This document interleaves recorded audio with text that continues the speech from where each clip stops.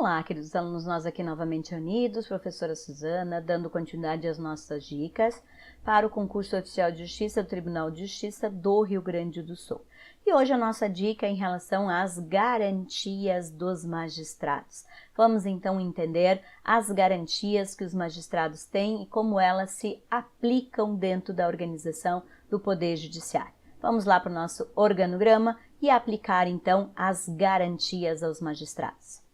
Então vejamos, já estudamos aqui o ingresso dos nossos juízes nesta primeira linha, sabemos que eles ingressam através do concurso público, né, de provas e títulos, que eles vão então para a circunscrição quando é mantido pela Justiça da União, mantido pela União, ou então para a comarca quando é organizado por estados. E lá, então, é que eles vão galgar as promoções que são as entrâncias.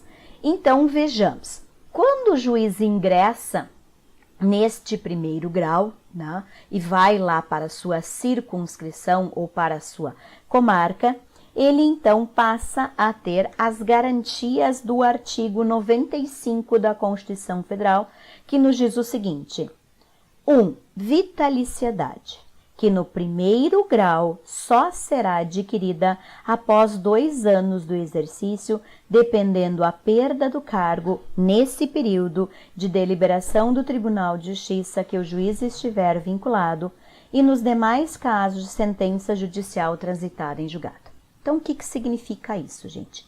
Que o juiz ingressa aqui nessa estrutura, vai lá para a circunscrição, vai lá para a comarca, e lá, então, que é o primeiro grau, esta linha é o primeiro grau, ele passa por um processo de avaliação que é de 2 anos, não é de 3 anos como é para servidor, porque servidor adquire estabilidade, juiz não adquire estabilidade, juiz adquire vitaliciedade.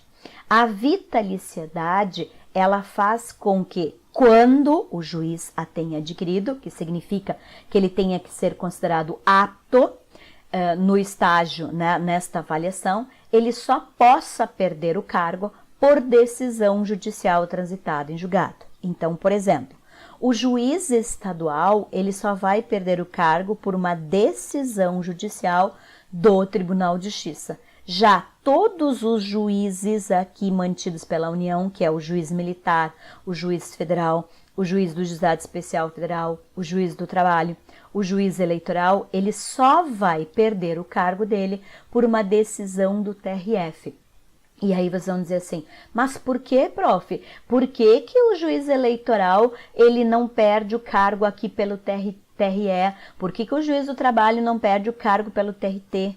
Porque essas estruturas em específica, lembra a dica da aula anterior, das aulas anteriores, são justiças especializadas em matérias específicas, eleitoral, trabalho, militar.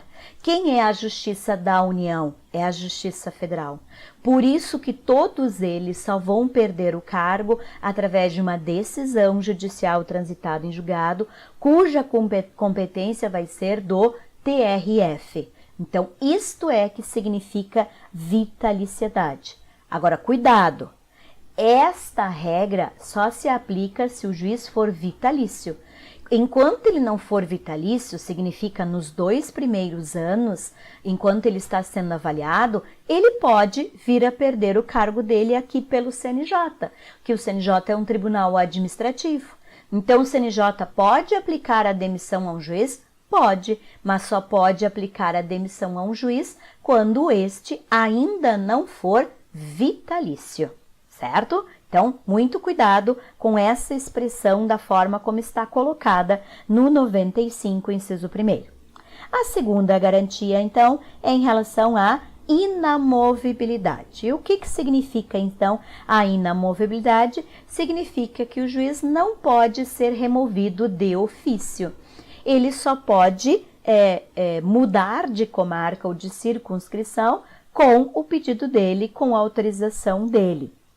E o inciso 93, 8º, né, diz então o quê? O ato de remoção, disponibilidade e aposentadoria do magistrado por interesse público. Pois bem, Então, quando que ele pode ser removido?